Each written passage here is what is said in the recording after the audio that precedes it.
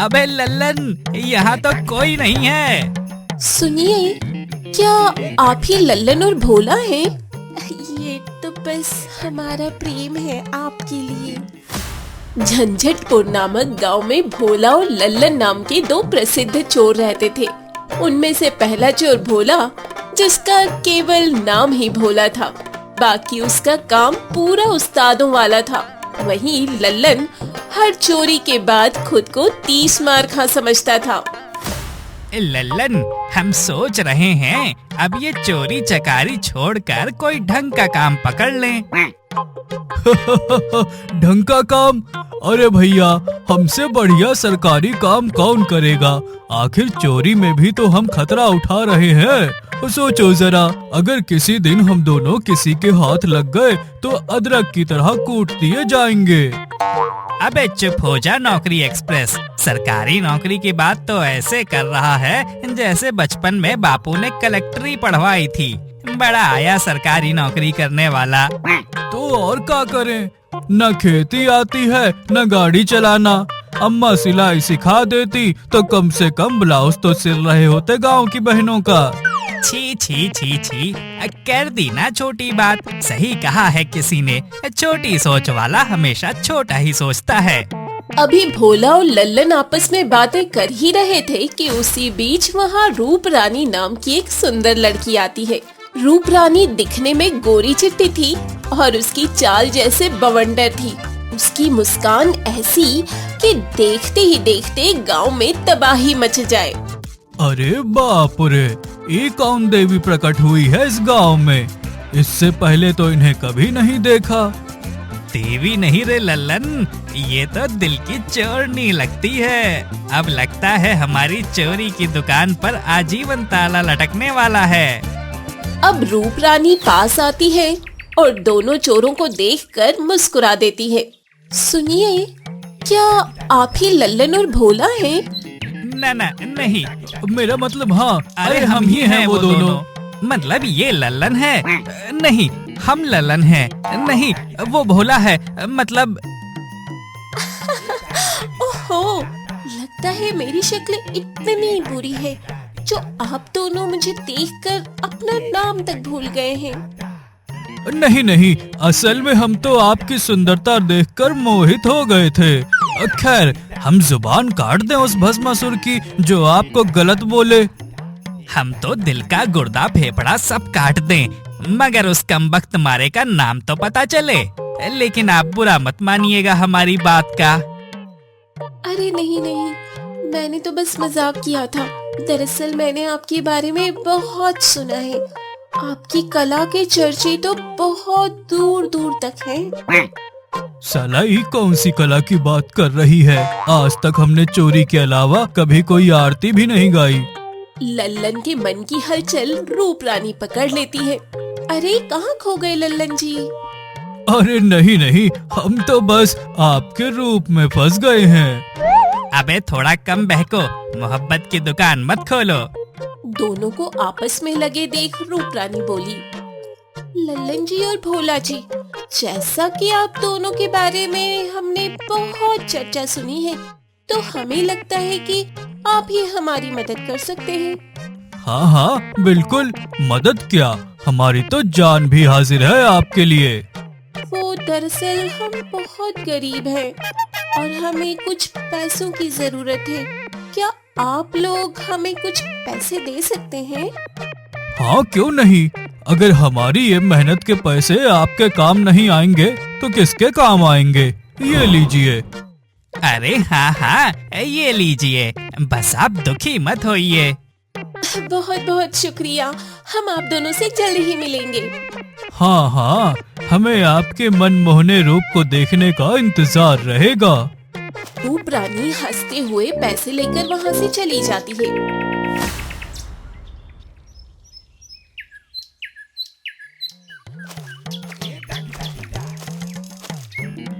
भोला जी, हम आपके लिए ये खास पेड़ा लाए हैं। अरे हम तो समझे थे कि तुम प्यार दे रही हो, मगर अब पता लगा कि शक्कर भी दे रही हो। ये तो बस हमारा प्रेम है आपके लिए। रूप रानी इतना कहकर शर्माते हुए वहाँ से चली जाती है। हम तो सोच रहे हैं शादी कर लें आपसे। पहले चोरी का माल तो दिखाइए, फिर शादी की बात करिए। तुम चोरी के माल की बात करती हो, हम तो तुम्हें अपनी जान ही दे दें। तो ये चोरी का माल क्या है मेरे लिए? ये लो आज की मेरी सारी कमाई। और फिर धीरे धीरे रूप रानी भोला और लल्लन से चोरी का सारा माल निकलवा लेती है।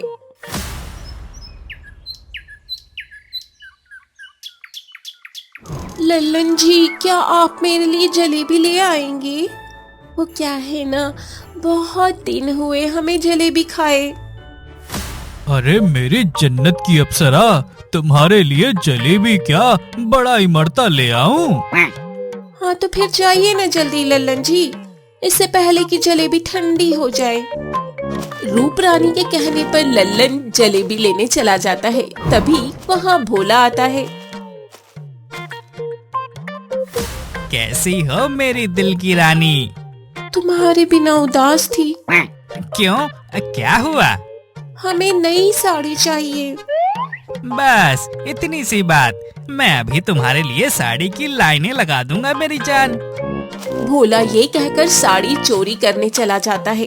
तभी वहाँ बबलू आता है। क्या हाल है मेरी बुलबुल? ठीक। अच्छा, बस ठीक हो? तुम्हें तो मजे में होना चाहिए। आखिर इन चोरों को चूना जो लगा रही हो। आखिर चूना लगा भी किसके लिए रही हूँ? तुम्हारे लिए ही ना। एक बार इन चोरों की कमाई मेरे हाथ आ जाए, उसके बाद हमारी ऐश ही ऐश। खैर अभी तुम जाओ, इस माल मिलने के बाद मिलेंगे, वरना उन मुस्टंडों को मुझ पर शक हो जाएगा। रूप रानी के कहने पर बबलू यानी कि रूप रानी का असली प्रेमी वहाँ से चला जाता है। जबकि कुछ देर बाद लल्लन वहाँ आता है। ये लो रानी, तुम्हारे लिए चोरी की हुई गर्मा गर्म जलेबी। आप चोरी कमाल की करते हो, मान गए हम आपको, लेकिन काश आप कोई बड़ी चोरी करते तो हमारा जीवन सुखमय हो जाता। क्या मतलब बड़ी चोरी? मेरा मतलब है, अगर तुम सरपंच के घर रखे सारे पैसे जेवर चोरी कर लो तो फिर हम दोनों शादी के बाद आराम से अपना जीवन बिता पाएंगे। का सच्ची में तुम वाकई हमसे शादी करोगी? हाँ और नहीं तो क्या। ठीक है, हम आज ही सारा पैसा लेकर तुम्हारे साथ भाग जाएंगे। उल्लू कहीं का। अच्छा है, एक बार ये मेरा काम करे तो सही, फिर बताती हूँ इस कल्लू मलकलिए से कौन शादी करता है। रूप रानी के कहने पर अब लल्लन सरपंच के घर चोरी करने निकल पड़ता है। वहीं थोड़ी देर बाद भोला आता है और कहता है, ये लो मेरी जानी जिगर, तुम्हारे लिए कांजीवरम बनारसी पश्मीना और ये सारी अल्लम गल्लम सारी साड़ियाँ उठा लाया हूँ। अब तुम इसे पहनो या इसका तंबू बनाओ। रूप रानी साड़ी देखकर खुश हो जाती है और कहती है, हम सोच रहे हैं कि हम दोनों को शादी कर लेनी चाहिए, क्योंकि हम दोनों एक दूसरे को दिलो जान से चाहते हैं। लेकिन शादी तो कर लेंगे, मगर पैसे कहाँ से आएंगे हमारे पास? ओहो, बस इतनी सी बात। अब पैसे तो यूं चुटकियों का खेल है, बस तुम देखती जाओ, आज रात ही सारे पैसे तुम्हारे हाथ में होंगे मेरी अनारकली। बस एक बार मेरे हाथ पैसे लग जाए, फिर बताऊंगी इस तंबाकूबाज को, न शक्ल न सूरत, आया बड़ा मुझसे शादी करने वाला। अब भोला भी अपनी शादी की खुशी में चोरी करने निकल पड़ता है।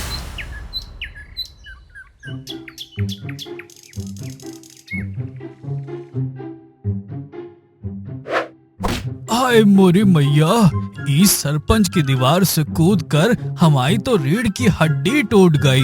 लेकिन कोई बात नहीं, हमारी रानी हमारे जख्म पर मरहम लगा देगी।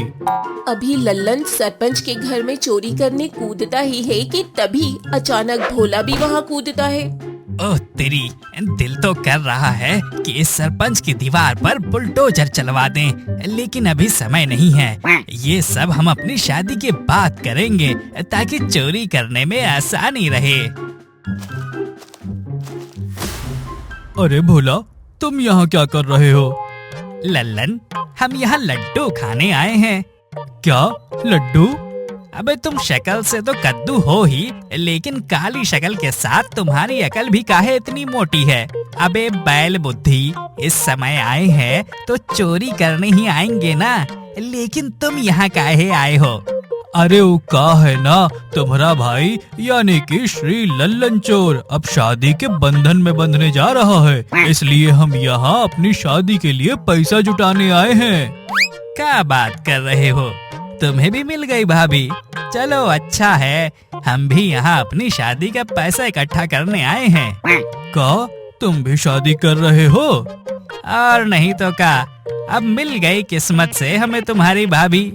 खैर, इस पूरे गांव में बस एक यही अमीर घर है जो बचा है, वरना अब तो किसी के पास एक ढेला भी नहीं है।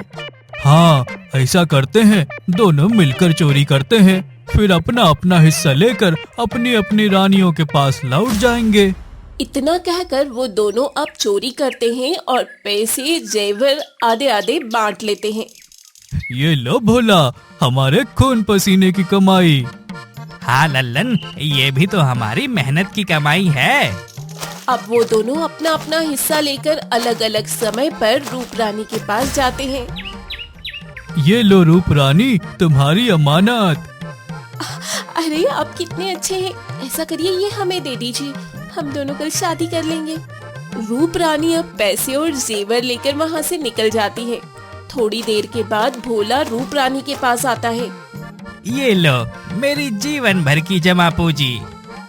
हाँ ठीक है, कल आप आइएगा दूल्हा बनकर, हम आपका इंतजार करेंगे। ये कहकर रूप रानी वहाँ से चली जाती है।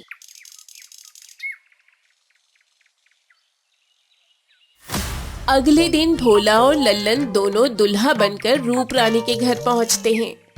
अरे लल्लन, तुम यहाँ और दूल्हे बनकर क्यों आए हो?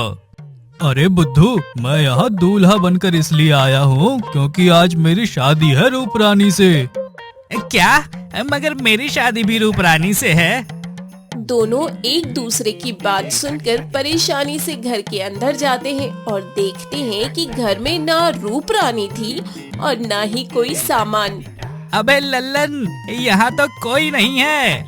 अभी भोला ये कह ही रहा था कि तभी उसे कागज पर कुछ लिखा हुआ मिलता है। तुम दोनों सड़क छाप चोरों से हम शादी करेंगे। हम सिर्फ और सिर्फ बबलू के हैं और इसी के रहेंगे। हमने तो समझा था हम चोर हैं, लेकिन असल चोरनी तो वो निकली, दिल भी ले गई और माल भी। चल भाई, अब वापस वही पुरानी राह पकड़ते हैं। अगली बार किसी रूपा से नहीं, सिर्फ तिजोरी से दिल लगाएंगे।